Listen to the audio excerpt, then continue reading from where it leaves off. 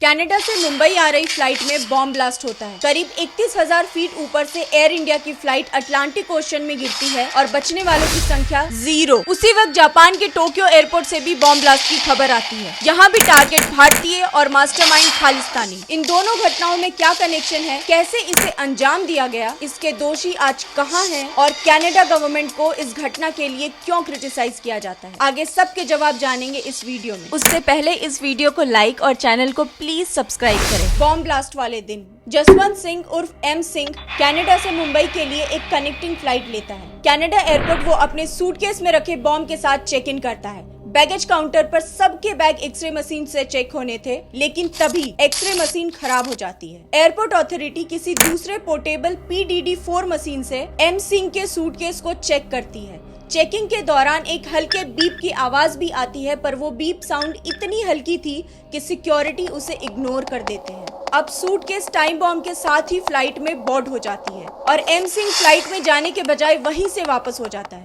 23 जून 1985 सुबह 8 बजे ये एयर इंडिया 182 फ्लाइट जब 31,000 फीट अटलांटिक ओशन के ऊपर से गुजर रही होती है, तभी सूटकेस में रखा टाइम बॉम्ब फ्लाइट में बैठे 329 पैसेंजर्स के साथ एक्सप्लोड हो जाता है।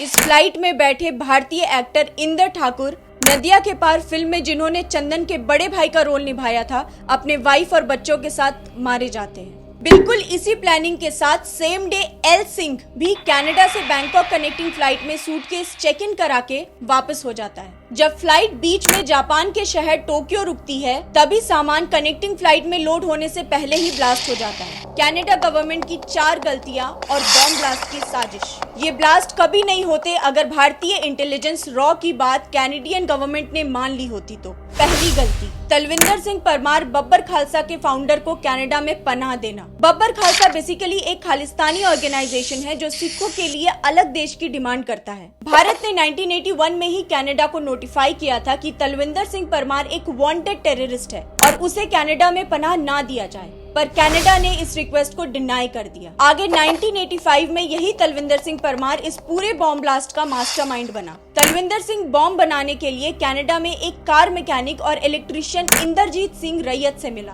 बॉम्ब बनाने का सामान इंदरजीत ने लोकल शॉप से कलेक्ट किया था, ये कहकर कि उसे अपने घर के सामने से किसी बड़े पेड़ को हटाना है जिसे काटना मुश्किल है, तो वो उस पेड़ को ब्लास्ट करके हटाएगा। दूसरी गलती, इंदरजीत और परमार जब बॉम्ब बनाकर टेस्ट कर रहे थे, तब कुछ कनाडा के सीक्रेट एजेंट्स ने एक लाउड एक्सप्लोजिव साउंड सुनी, पर उन्होंने इसे गैर जरूरी समझकर इग्नोर कर दिया। तीसरी गलती, जिस महीने ये ब्लास्ट हुआ उसके एक वीक पहले पॉल बेसो, एक कैनेडियन पुलिस ने पेट्रोलिंग के दौरान कुछ सिख मिलिटेंट्स के आपस के बातचीत को रिकॉर्ड किया था, जिसमें वो militants clearly air India flight को ब्लास्ट करने की बात कर रहे थे। उस रिकॉर्डिंग को पॉल बेसो ने RCMP royal Canadian mounted police headquarter भेजा था, लेकिन कैनेडियन एडमिनिस्ट्रेशन ने एक बार फिर इतने बड़े इंफॉर्मेशन को इग्नोर कर दिया। चौथी गलती और आखिरी मौका, भारतीय इंटेलिजेंस कई समय से तलविंदर सिंह परमार के फोन को सीक्रेटली टैप कर रहे थे। ब्लास्ट के एक दिन पहले परमार कनाडा में स्थित वैंकूवर हाई स्कूल के एक सफाई करने वाले हरदयाल सिंह जोहाल को कॉल मिलाता है। दोनों के बीच कोड लैंग्वेज में बात हो रही थी। परमार,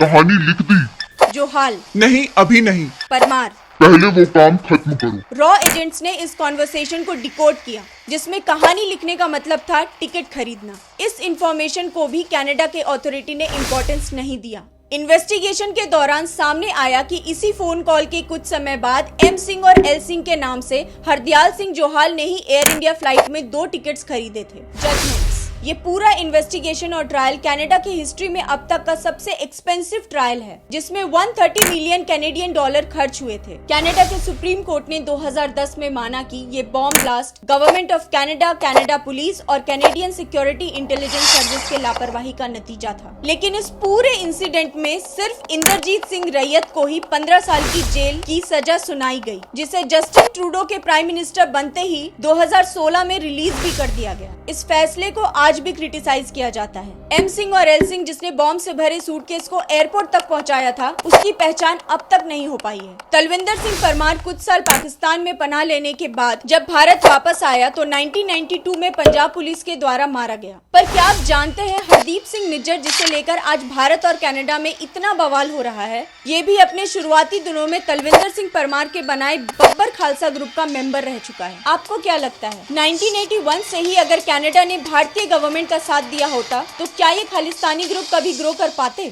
जानकारी पसंद आई हो तो वीडियो को लाइक और शेयर करें। ऐसे सभी अपडेट पाने के लिए चैनल को सब्सक्राइब और बेल आइकन को प्रेस करना ना भूलें।